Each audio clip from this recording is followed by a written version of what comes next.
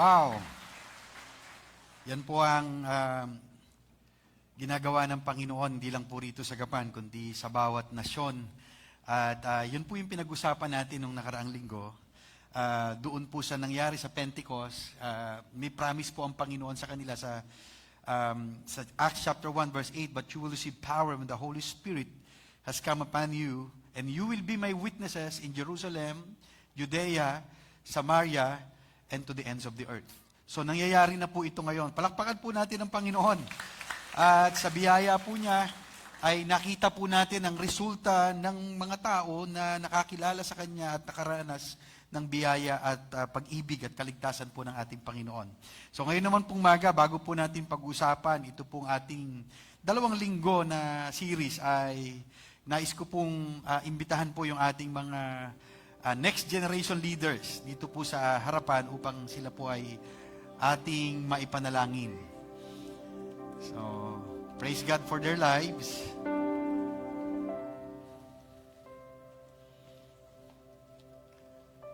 Okay, pwede po ba tayong lahat ay tumayo? At ipanalangin po natin sila at i-declare natin ang pagpapala ng Panginoon sa kanilang buhay. So, can we stretch our hands to them? Sige po, kasama ng kanilang mga teachers. Let's declare God's blessing sa buhay po ng mga bata na ito. Lord, we just want to thank you, Lord, for these next generation leaders.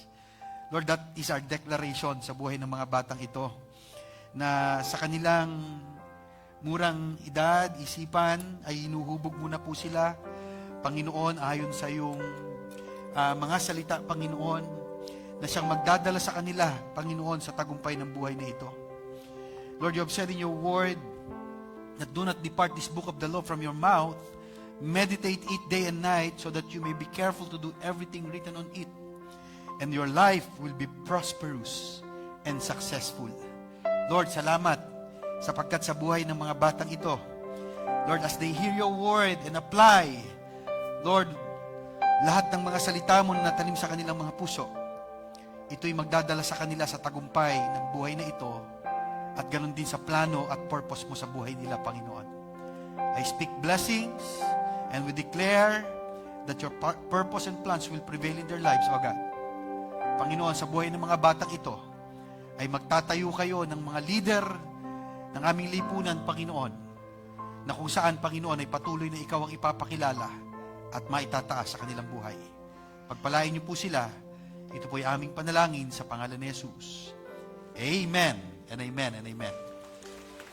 Praise God for their lives. Mananatili po tayong nakatayo sa pagbasa po ng salita ng ating Panginoon. Ang pag-uusapan po natin ngayon ay the multitude, at ang pag-uusapan po natin ay the heart of the harvester. Let's read the Word of God in Matthew chapter 9, verses 35 to 36. And Jesus went throughout all the cities and villages, teaching in their synagogues and proclaiming the gospel of the kingdom, and healing every disease and every affliction. When he saw the crowds, he had compassion for them, because they were harassed and helpless, like sheep without a shepherd. Tayo po'y saglit na manalangin sa Panginoon. Lord, maraming salamat sa iyong mga salita na amin pong pagbubulay-bulayan ngayon, Panginoong umaga. Lord, dalangin ko po na ikaw ang mahayag, ang iyong puso, ang iyong kalooban, Panginoon, ay makita po namin bakit nga po ba kami patuloy na aabot sa iba? Bakit nga po ba kami patuloy na magbabahagi ng iyong mga salita? At bakit nga po ba, Panginoon, patuloy na, Lord, na magkakaroon kami ng malaking puso, Panginoon, sa mga tao at hindi lang po para sa amin, kundi para sa iba. Lord, turuan niyo po kami ngayong umaga na ito at ihayag niyo po ang iyong sarili sa amin at ang iyong puso, Panginoon. Marami pong salamat. Pagpalain niyo po ang bawat isa. Ito po ay aming panalangin sa pangalan ni Jesus. Amen and amen and amen. Mari na po tayo maupo. So, ito pong binasa po natin kanina ay nagpapahayag ng puso ng Panginoon sa pag-abot po sa mga tao. So, pag binasa po natin yung mga naunang mga verses, ay makikita po natin doon na kung paano ang Panginoong Yesus ay nagpagaling ng may mga sakit at umabot po siya sa mga taong naliligaw at inabot po niya ang kanilang mga pangangailangan. Pero more than dun sa mga pangangailangan ng tao, ay nakikita po ng ating Panginoong Hesus ang totoong pangangailangan ng tao. Kaya nga po, naghayag po siya ng salita ng Panginoon, ng ang ating Diyos, na kung saan ay naghahayag ng kaligtasan at hindi lang po ng kagalingang pisikal, kundi ang kagalingang espiritual. Sapagkat ang totoo pong pangangailangan ng tao ay hindi lang po yung pambayad ng kanyang bills.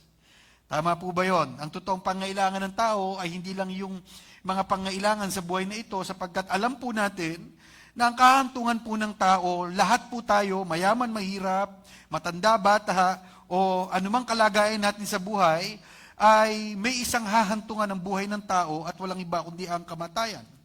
At ang nag-iintay po sa atin ay kapahamakan kung hindi po natin maiintindihan at tatanggapin ng Panginoong Hesus bilang Panginoon at sariling tagapagligtas, at yun po ang nakikita niya sa tao. Sapagkat maliban na makita ho natin ito, ay ang pagpopokusan ho natin ay ang mga bagay patungkol lang sa buhay na ito. Pero more than doon sa mga pangangailangan nating pinansyal, ay may totoong pangangailangan ng tao, at yun ay ang kaligtasan. Yun ay ang kapayapaan at yun ang kagalakan na tanging ang Diyos lamang ang siyang makapagbibigay. Ngunit bago po niya inutusan ang mga disipulo at ihayag ang kanyang dakilang kalooban upang maabot ang maraming mga tao, ay pinakita po niya kung ano yung kanyang puso at saan po siya nanggagaling, bakit ba kailangang abutin ang mga tao. Kaya nga po, before God uses our hands in the harvest, He shapes our hearts for the harvest. At ang kailangan po natin, bago po natin abutin ang maraming mga tao, ay magkaroon po tayo ng totoong compassion. Ano nga po ba ang compassion? Pag tiningnan po natin ito, at tingnan po natin doon sa mga binasa po nating passage. And compassion begins with seeing. Nagsisimula po yung compassion na makita mo ang totoong kalagayan ng isang tao, at hindi lang natin makita ang totoong kalagayan ng tao, kundi mula po sa pagtingin natin sa kanilang kalagayan ay humakbang po tayo at gawin po natin ang nararapat nating gawin upang abutin po sila. Ang sabi po rito sa Matthew 9:36 ay sabi po rito, when He saw the crowds. Ano po ba yung nakita ng Panginoong Hesus sa kanila? So what we see reveals what is in our hearts. Kung ano yung nakikita natin, nagpapahayag po ito ng ating puso at ng damdamin. So meron po akong dalang cards dito. So ipapakita ko po sa inyo, itong card na to ay magkaparehas lang ng laki. Pero tatanungin ko pong muli kayo, alin yung mas malaki ngayon nung pinaghiwalay ko na sila? Left or right? Ano yung mas malaki po? Parang hindi nyo na nakita kung alin yung mas malaki. Left. Yung orange. Tama po ba? So, magkasilaki lang po sila, pero pag pinaghiwalay ko po ulit sila, alin po ulit yung mas malaki? Ano na ho? Blue naman ngayon. Kanina orange, ano? Ngayon kaya, ano kayo mas malaki ngayon? Orange naman. Tapos, ano yung mas malaki ulit? Blue naman, ano? Nalito na tuloy kayo. So, merong iba't iba tayo pong nakikita. Gusto ko lang pong i-illustrate ito na kung saan, sana, hindi lang po natin makita ang tao sa kanilang katayuan at kalagayan sa buhay. Sana'y makita ho natin ang tao sa totoo nilang kalagayan at totoo nilang pangangailangan. Sapagkat minsan, kung paano nating titingnan ng tao ay doon po ang nagre-reveal sa ating mga puso na minsan kapag may nangumusta po sa atin sa Facebook, kumusta ka na? Tapos ang tagal-tagal ka nang hindi kinukumusta, bigla kang kinumusta sa Facebook. Ang tingin mo kagad, sigurado mangungutang to. Di ba? Bigla kang kinumusta eh. Tuloy, hindi mo na nireplyan. Hindi mo na rin nilalike yung mga Facebook niyan, yung mga tawag dito, yung mga pinopost niya sa Facebook, bigla kang kasing kinumusta, at inisip mo tuloy, baka uutangan lang ako nito. But how about, kung nangumusta sa sayo, bakit hindi natin tingnan na ito isang pagkakataon para tingnan ko kung ano ang kanyang kailangan ngayon at kung ano ang kanyang kailangan ngayon, ang pinakamahalaga na makita ko ngayon ay maibahagi ko sa kanya ang pag-ibig ng Panginoon sapagkat kung meron man siyang pangangailangan, ang totoong pwedeng umabot nun ay ang Diyos. Kung sakali man na siya'y mangungutang, bakit hindi ko ibigay sa kanya ang totoong magbibigay sa kanya ng totoo niyang pangangailangan?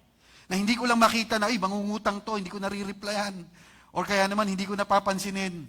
Kahapon po, nagkaroon po kami ng, tawag dito, ng spiritual foundations. Nakakatuwa po, nung nag-share po si Jasmine, sabi po niyang ganon, dati ang nakikita ko sa asawa ko, problema.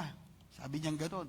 Dati ang nakikita ko lagi sa asawa ko, laging parang pabigat na lang siya sa amin, parang lagi na lang siyang, So doon sa nakikita ko na yon, tuloy, nawawalan siya ng sa sarili niya, ng respeto sa sarili niya. Pero alam niyo po, salamat sa Panginoon sapagkat nung nakilala ko siya, na iba yung pananaw ko sa asawa ko.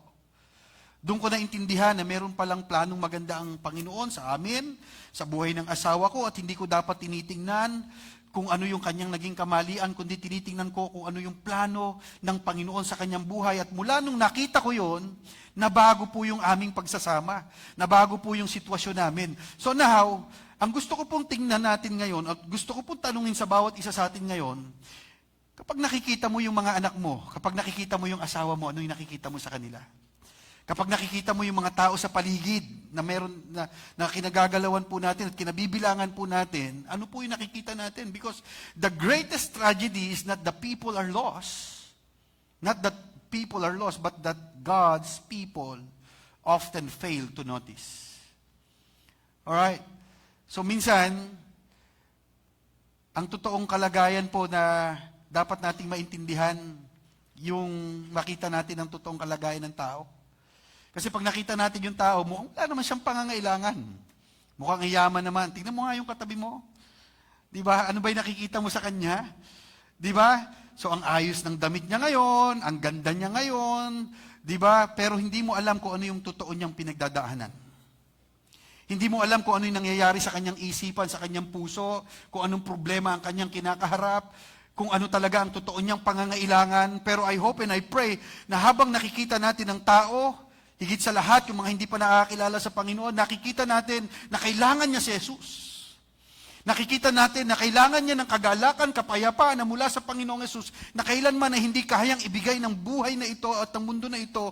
At mula doon ay nagkakaroon po tayo ng totoong compassion sa tao na ito. The harvest begins when we learn to see people as Jesus sees them. Doon magsisimula yun eh. Hindi ho natin pwedeng itulak yung katabi mo ngayon, mag-share ka na ng gospel. Ang tagal-tagal mo ng Christian, bakit hindi ka pa rin nag-share ng gospel? Ang tagal-tagal mo na nag-a-attend, bakit? Ang ipag-pray ho natin ay ang makita niya kung paanong nakikita ni Jesus yung mga tao sa paligid. Sapagkat maliban ho na makita natin ang totoong kalagayan ng tao, ay doon lang ho tayo talaga magkakaroon ng puso para abutin sila. Sapagkat ang totoo, pag nakita natin yung tao, mukhang mayaman naman yan. Wala naman siyang karamdaman. Wala naman. Ang totoo ho nun, bakit maraming mayamang depressed? Tama ho ba yun? Bakit maraming mayamang magulong buhay? Kung doon lang ho yung pagbabasihan natin ng buhay na ito, talaga namang baka walang umabot sa mayayamang mga tao. Pero ang Panginoong Yesus naparito, hindi para doon lang sa mga taong may pangangailangan lang na nakikita natin sa mga material na bagay. Naparito ang Panginoong Yesus para hanapin niya ang mga nawawala at lahat po tayo nawala sapagkat lahat po tayo nagkasala. At maliban na makita ho natin yon, ang totoong pangangailangan ng tao ay maaaring maging complacent po tayo ngayon at hindi tayo umabot sa iba. Sapagkat po pwede hong makita natin, ako nga may pangangailangan ako nga rin may problema din Pero sa totoo lang, ang totoong kailangan ng tao ay si Jesus. Ang ibig sabihin po ng so ay, Jesus saw their conditions. Ano ba ang kondisyon ng tao pagka hindi niya nakilala ang Panginoon? Jesus acknowledged their needs and walked with compassion. Nakita po ng Panginoong Jesus ang totoong pangailangan ng mga tao. At mula po doon, hindi po siya huminto at nakita niya lang ito, kundi siya po'y may ginawa. And what do you see when you look at people around you? Their appearance, their behavior, or their need for God's grace? Every time po, kung tayo guro, ano yung nakikita natin sa ating mga estudyante? Kung tayo po ngayon ay isang anak, ano po yung nakikita natin sa ating mga magulang? Di ba ang totoong pagmamahal ay hindi lang ho natin maiprovide ang kanilang pangangailangan. kung tayo po yung mga anak. Lagi ko itong sinasabi, kung gusto nating ipakita talaga ang totoong pagmamahal natin sa ating mga magulang, kung sila hindi pa nakakilala sa Panginoon, ang totoong pagmamahal sa kanila ay hindi lang natin ma-provide ang kanilang pangangailangan. Ang totoong pagmamahal sa kanila ay ang pag-abot sa kanila sa pamamagitan ng pagbabahagi ng pag-ibig at kaligtasan ng Diyos. Yun po ang totoong pagmamahal. Harvest flows from compassion. When he saw the crowds, he had compassion for them. So ano po ba yung compassion? Because knowledge without compassion can become pride. Kapag ang tao po pwede pong ang daming alam sa Bible, pero po pwedeng maging pride lang ito pagka hindi po ito napunta sa compassion. Sapagkat po pwede hong makipagdebate lang ang isang tao na maraming alam sa Bible, pero walang totoong puso sa pag-abot sa ibang tao sapagkat marami lang siyang alam. Marami lang siyang naunawaan patungkol sa salita ng Diyos. Kaya nga po, knowledge without compassion can become pride na mas tama ako kaysa sa'yo, pero nasaan dun yung naabot, nasaan dun yung nabagong buhay, dahil dun sa mga alam nating salita ng Diyos, ay nag-udyok sa atin, hindi lang para maintindihan ang kalagayan ng tao, kundi para abutin natin sila sa kanilang kalagayan.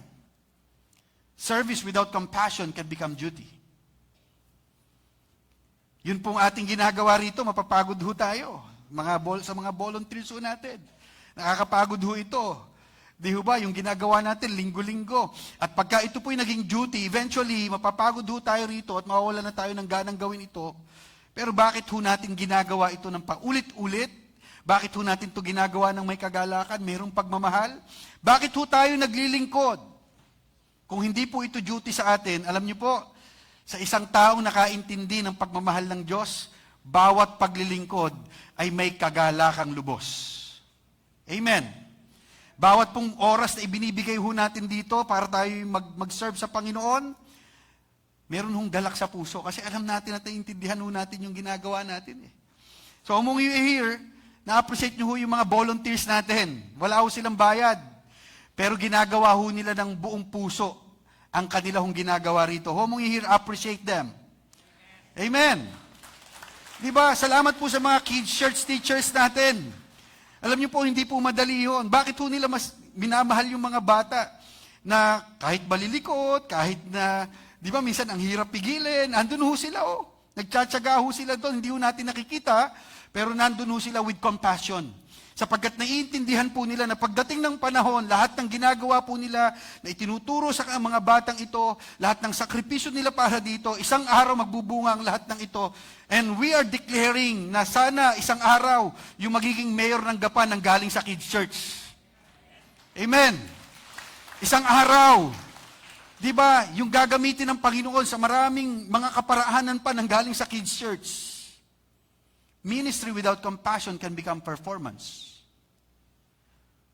Pwede ho natin gawin to na nagpe-perform lang tayo. Pwede hong gawin natin to na ginagawa na lang natin kasi kailangan ko na lang gawin. Pero maliban na maintindihan ko kung bakit ko to ginagawa, yun ho yung nag-uudyok sa atin para gawin natin yung isang bagay na ito. Dahil meron tayong pagmamahal na intindihan ko kung paano kong minahal, pinatawad, inabot ng Panginoong Jesucristo nung panahon na ako'y wala sa Kanya. Doon ho ako nanggagaling lagi. Doon ho tayo nanggagaling lagi.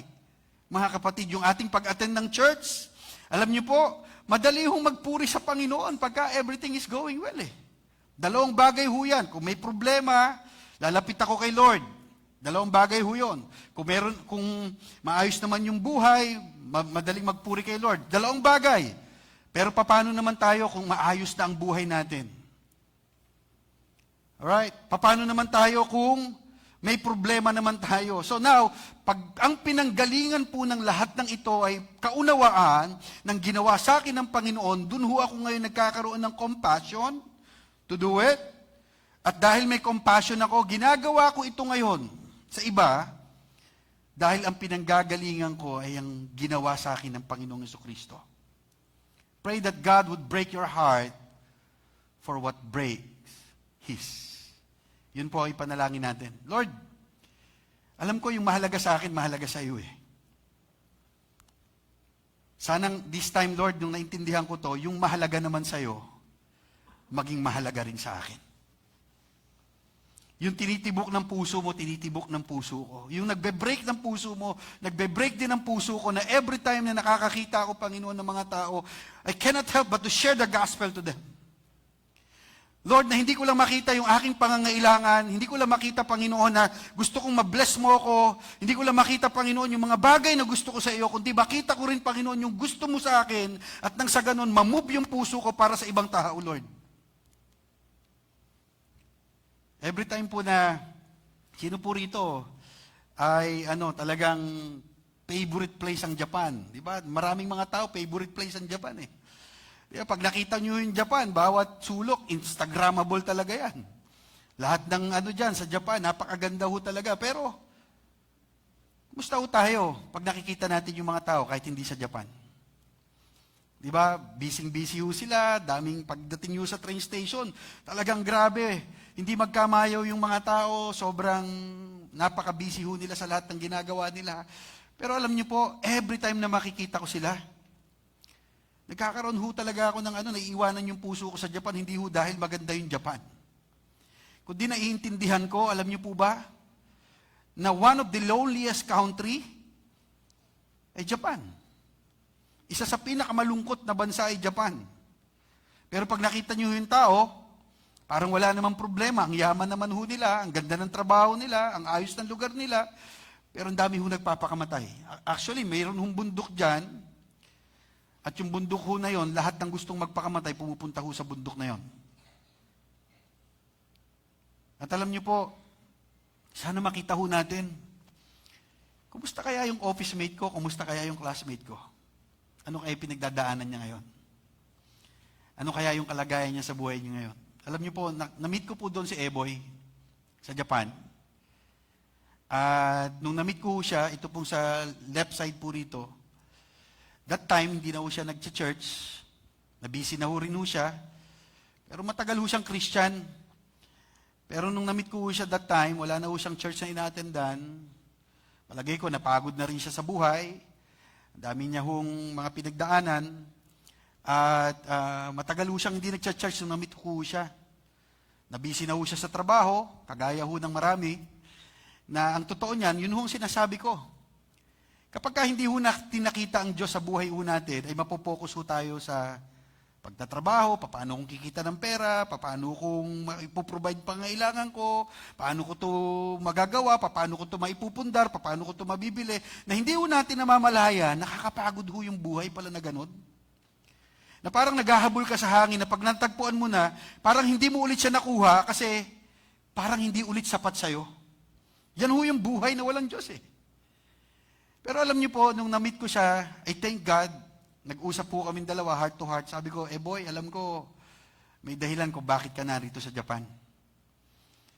And I speak God's purpose over his life. Sabi ko sa kanya, bro, magpatuloy ka. May plano sa iyong Panginoon, marami kang aabutin dito dahil nandito ka na, gagamitin ka ng Panginoon. And then, kahit po sa online, minsan nag-uusap po kami, kukwentuhan po kami. Alam niyo po, ginawa niya ang plano ng Panginoon, sumunod siya sa Panginoon, namove yung puso niya, nakita ho niya yung kalagayan ng mga kasama ho niya, pamilya niya, at maraming mga tao sa Japan. And we thank God. Alam niyo po, maraming taon nang nakalipas, marami na rin ho ang naabot dahil sa buhay niya. Salamat sa Panginoon. At ito ho, every Sunday, mamaya, ngayon ho, meron ho silang service ngayon sa Japan. And we praise God for that. Dahil merong taong namove yung puso, nakita ang kalagayan. Lord, paano yung anak ko? Di ba, ang buhay lang ba ay para mai-provide ko yung pangangailangan nila? Ang buhay lang ba ay para makuha ko rin ang aming mga pangangailangan, maibigay ko yung pangangailangan ng anak ko? Gayong, ang totoong pangangailangan ng aking anak ay ikaw. Ang totoong pangangailangan ng bansang ito ay ikaw. Bagamat maraming teknolohiyang magaganda, bagamat maraming mga building na magaganda, bagamat maraming magagandang mga trabaho, pero maliban na maintindihan ka at maunawa na ikaw ang tanging kailangan ng tao, ay doon lang magkakaroon ng halaga ang buhay ng isang tao.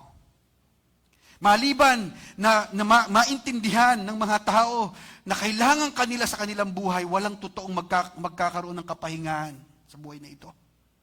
Walang totoo magkakaroon ng kasiguruhan sa buhay na ito. And we thank God. Salamat sa buhay ninyo. Sapagkat alam ko, nilalagyan kayo ngayon ng Panginoon ng compassion para sa ibang mga tao at abutin sila. The harvest is not first a field to work in. It is a people to love. Right? Hindi po ito yung, uy, ano tayo? Sige, punta tayo sa mag-bless tayo ng mga tricycle driver, mag-bless tayo ng mga pagka doon tayo nagsimula, at hindi sa pagmamahal, hindi ho tayo aabot sa ibang tao ng patuloy at hindi ho natin ito patuloy na gagawin para sa iba. The heart of the harvester points people to the good shepherd. Can I invite the keyboardist to come up here? When he saw the crowds, he had compassion for them because they were harassed and helpless like sheep without a shepherd. Ito yung totoong nakikita ng Panginoong Hesus. Nakikita rin ho ba natin to? Minsan na nakikita lang natin, titingnan natin ang tao mula sa kanyang ulo hanggang sa kanyang paa. Mukhang okay naman. Maganda naman ang buhay. Di ba? Pero ang totoo nun, lahat ho tayo, without God being our shepherd, lahat ho tayo ay harass and helpless. Saan ho tayo inaharas ng kaaway? Sa mga kasalanan na hindi natin mapagtagumpayan. Sa totoo lang, marami hong tao sa atin, nakakala natin, uy, okay naman yung buhay niya, pero hindi ho natin alam yung struggle sa puso niya. Hindi ho natin alam kung paano siyang inaalipin ng kasalanan. Hindi ho natin alam kung anong kanyang pinagdadaanan sa buhay. Marami hong mga estudyante na hindi ho natin alam, depressed. Bakit ho tayo may ENC? Bakit ho natin inaabot ang mga kabataan? Kasi hindi ho natin alam kung ano nangyayari sa puso nila ngayon. Maliban na ang mga estudyante ay kilalanin si Jesus, ang identity nila kukuhanin nila lagi sa ibang tao. Ang identity nila kukuhanin nila lagi doon sa magla-like sa kanila sa Facebook. Ang identity nila kukuhanin nila lagi doon sa compliment ng ibang mga tao na maliban na makilala nila ang Panginoong Hesus bilang shepherd ng buhay nila. And we were helpless. Yun yung kalagayan natin po dati bago tayo abutin ng Diyos. Gusto nating mabago pero hindi natin mabago yung puso natin. At ang totoong kalagayan natin, helpless tayo dahil ang destino natin ay walang hanggang kaparusahan at wala tayong kayang gawin doon. Si Jesus lang ang may kayang gawin. Because He said in His Word, I am the way, the truth, and the life. No one comes to the Father except through me. Ang buhay na wala si Kristo ay buhay na walang direksyon at walang kapahingahan. Yan ho ang totoo. Alam niyo po yung sheep, kaya doon ho tayo inihiling tulad. Yung sheep, dependent ho yan sa shepherd niya. Kapag wala na ho yung shepherd niya, madali hong maligaw yung sheep. At alam niyo po ba na ang hayop na walang, ang tupa, ang isa sa mga hayop na wala silang kakayanang lumaban. Sinasakmal na ho ito ng leon, iiyak lang ho yan ng iiyak, pero wala ho siyang magagawa. Yan ho ang kalagayan ng tao. Maliban na siya'y tanggapin niya ang Panginoong Jesucristo bilang kanyang pastol, ay wala siyang magawa sa gawa ng kaaway, sa gawa ng kasalanan, sa gawa ng kalungkutan, sa gawa ng depresyon. Walang magawa ang isang tao sapagkat kailangan niya si Jesus. Yan ho ang kalagayan natin bilang sheep. Walang direksyon, madaling maligaw, at madaling, alam niyo po, mapahamak kapag tayo po ay walang relasyon sa Panginoon. Ngunit, ang buhay na kasama si Kristo ay buhay na may kapayapaan, kagalakan, at kaligtasan. Salamat sa Panginoon dahil nakilala natin siya. Pero, ang challenge sa atin ngayon, ikaw lang ba ang gusto mong makaranas nun? Kaya nga po, the moment na maintindihan natin to, yun po ang magtuturo sa atin para umabot sa iba. I invite you all to stand. Compassion leads to action. Yan ang isang totoo. Alam niyo po, yung compassion is one of the sign of Christian maturity. Kapag ang tao ay totoong lumalago na sa pananampalataya, nakikita niya that Christianity it's not about him or her anymore. Sa una, maaaring ang tingin ng pagiging Kristiyano kapag nakilala ka sa Panginoon, Lord, save mo ako sa problema ko, Lord, i-bless mo ako, Lord, ito yung gawin mo po sa akin, puro makikita niyo po, puro patungkol sa sarili. Pero ang totoong compassion, the moment na maintindihan ko na, Lord, nung time na ako'y nalugmok sa kasalanan, nung time na ako, Lord, ay malayo sa iyo, nung time, Lord, na napalayo ako sa iyo, at namali ako ng direksyon, nandun ka para abutin ako. Nandun ka para ako'y iligtas. Nandun ka para tulungan ako at iangat ako sa aking kalagayan. At habang ako'y lumalago sa aking pananampalataya, naintindihan ko, it's never about me anymore. Sapagkat yung totoong compassion na totoong maturity ng pagiging Kristiyano ay ang makita natin na may pangangailangan din ng iba at kailangan nila si Jesus. Compassion leads to action. Ano ulit yung gusto ko kayong tanungin? Ano yung nakikita natin? Maaaring nakikita mo yung buhay mo ngayon na okay naman ako.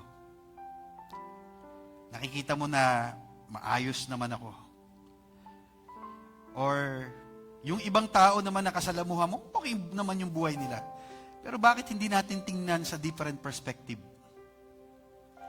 Bakit hindi natin tingnan ngayon sa mga taong nakapaligid sa atin? Kailangan nila si Kristo. Ano man ang kanilang kalagayan sa buhay ngayon, titingnan ko dun sa perspektibo na kahit gaano man siya kayaman, na kahit na gaano man maayos ang kanyang buhay ngayon, ang totoo, hindi naman talaga yung pinansyal ang totoong magsusustain sa buhay ng tao na ito. Na maliban na tanggapin niya si Jesus at makilala niya si Jesus, ay doon lang sa totoong magkakaroon ng totoong kapayapaan, kagalakan at kaligtasan sa buhay na ito. Kaya nga, sa pagkakataon na ito, can I invite the music team to come up here? As we worship the Lord, dalangin ko po sa bawat isa sa atin na makita po natin ang kalagayan ng ibang tao. Na magkaroon tayo ng totoong pagmamahal at pag-ibig sa kanila by sharing the gospel to them. Jesus did not merely feel compassion. He acted on it by teaching, preaching, healing, and ultimately giving His life on the cross. Yun ang totoong compassion. Hindi ko lang nakita yung kalagayan ng tao, kawawa naman. Sana makilala nila si Lord. Iba po yung nakita mo lang.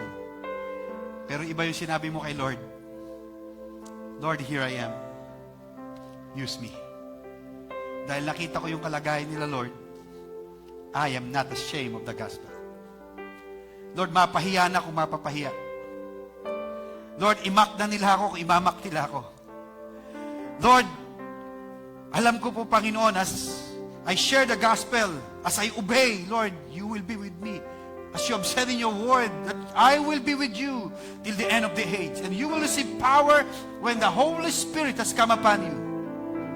And you will be my witnesses in Jerusalem, Judea, Samaria, and to the ends of the earth. I hope and I pray, may mga kanya-kanya ho tayong mga panalangin dito ngayon.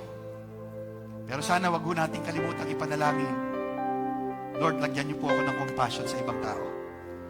Wag ko lang makita, Lord, yung pangangailangan ko.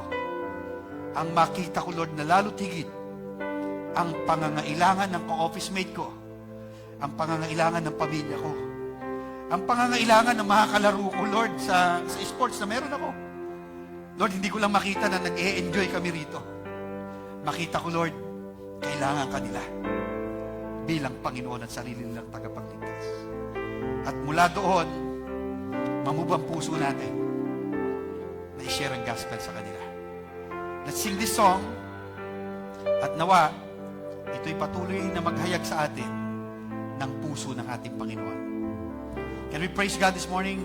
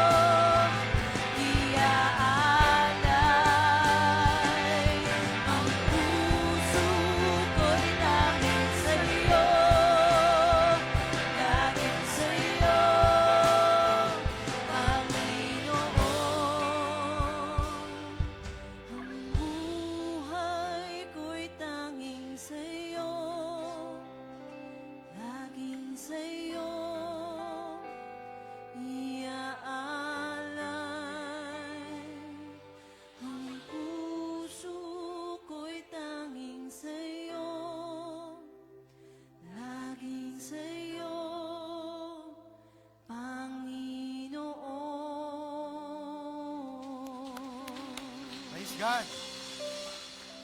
Tandaan niyo po, ito po yung puso ng Panginoon sa atin. Sabi po ng salita ng Diyos, sa John chapter 10 verse 10, the thief comes here to steal, kill, and destroy.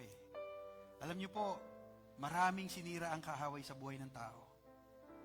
Nakikita yun ng Diyos. Alam niya yung time na na-depress ka, alam niya yung time na nalugmo ka sa kasalanan. Alam ng Panginoon dahil sa gawa ng kaaway, ay meron siyang mga sinira sa ating buhay. At ang puso ng Panginoon, sabi niya, I have come that you may have life and have it to the fullest. Ayaw niyang manatili na wasak, sira, at magulo yung buhay natin. Hindi ko alam kung ano yung pinagdadaanan natin ngayon. Kung may kaguluhan, hindi kalooban niya ng Diyos.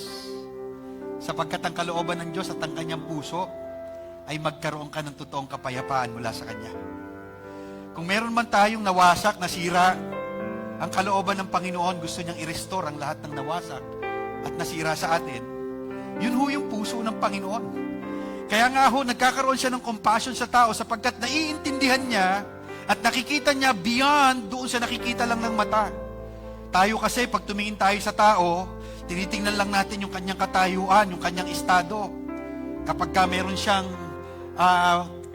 kumbaga parang yung sinasabi natin na meron siyang sinabi sa buhay, parang okay naman siya. Pero si Lord, hindi lang yun yung nakikita eh.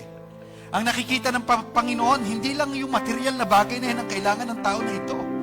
Ang totoong kailangan niya ay kapayapaan na mula sa akin. Ang totoong kailangan niya ay guidance and wisdom mula sa akin na maliban na meron siya noon, walang totoong magkakaroon ng kapayapaan at kagalakan sa buhay na ito. Mananatiling akala ng tao ay yung mga bagay na meron siya magbibigay sa kanya ng kanyang hinahanap, pero ang totoong kasapatan at pagsasatisfy sa buhay na ito, walang iba kundi ang ating Panginoon.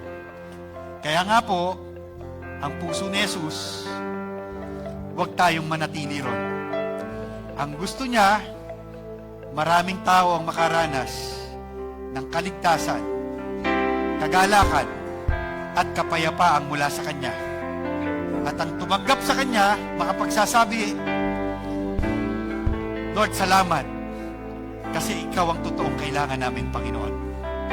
Kung mong i-hear, masasabi mo ngayon sa sarili mo, salamat, nakilala ko ang Panginoon. Amen. Kung mong i-hear, masasabi mo sa sarili mo, Lord, thank you, Lord, for your love. Thank you, Lord, kasi niligtas mo ako. Thank you, Lord, kasi nakilala kita. Thank you, Lord, dahil nakilala kita, na-restore yung marriage namin. Lord, thank you, Lord, nakilala kita, naayos yung buhay ko. Thank you, Lord, nakilala kita, nagkaroon ako ng direksyon. Nagkaroon ako ng kaligtasan. And Lord, ito yung panggagalingan namin, Lord. Bakit kami patuloy na aabot sa iba? Hindi dahil wala ng problema, hindi dahil wala ng pangangailangan, kundi ngayon, maliwanag sa atin, ang Diyos ang ating kasapatan sa buhay na ito. Maliwanag sa atin na maliban na ang tao'y kilalanin ng Diyos, doon lang siya totoong magkakaroon ng kasapatan at kapayapaan sa buhay niya. Kaya sa sandaling ito, ano man din po yung problema natin, ito gusto sabihin sa inyo ng Lord, I have come that you may have life and have it to the fullest. Naparito ako upang bigyan ko kayo ng buhay at buhay na kasiya-siya. Yan ang kalooban ng Panginoon sa buhay ng bawat isa sa atin na narito ngayon. Ano man ang iyong pangangailangan, idudulog natin sa Diyos. Sapagkat ang puso ng Diyos ay hindi niya lang ipagkaloob ang iyong pangangailangan, kundi maranasan mo siya na totoong kasapatan ng iyong buhay. So tayong lahat manalangin, can we raise our hands unto the Lord? Lord, maraming salamat. Kinikilala namin ngayon sa umagang ito, Ikaw ang totoo naming kailangan. Ikaw, Panginoon, ang totoo naming kasapatan. At salamat, Panginoon, sa iyong pagmamahal na ibinigay para sa amin, na Ikaw, O Diyos, ang unang nagpakita sa amin na Ikaw ang unang umabot. Dahil hindi na natiling alam mo lang ang aming kalagayan. May ginawa po kayo para sa amin. For you have said in your word in John 3:16, for God so loved the world that He gave His one and only Son, that whosoever believes in Him will not perish, but have an everlasting life. Maraming salamat po, Panginoon, dahil sa iyong pag-ibig, sa iyong compassion para sa amin, nakaranas kami ng kaligtasan mo. Nakaranas kami ng kapayapaan at kagalakang mula sa iyo. At ito ang patuloy kong idinideklara sa buhay ng iyong mga anak, Panginoon. Ang kapayapaan mo, ang kagalakan mo, ang katwiran mo, ang pagpapala mo, ang karunungan mo, Panginoon, ang maranasan ng buhay ng bawat isa. Dalangin ko po, Panginoon, na abutin niyo po ang aking mga kapatid sa anumang kanilang mga pangailangan, anuman ang kanilang pinagdadaanan, anuman ang kanilang problema, Panginoon. Ikaw ang solusyon sa lahat ng ito. Pagpalain niyo po ang bawat isa. Ito po'y aming panalangin. Sa pangalan ni Jesus, ang lahat ay magsabi ng Amen and Amen and Amen and Amen. Alright, God bless everyone. Pwede niyo po bang sabihin sa katabi niyo, pagpalain ka ng Diyos.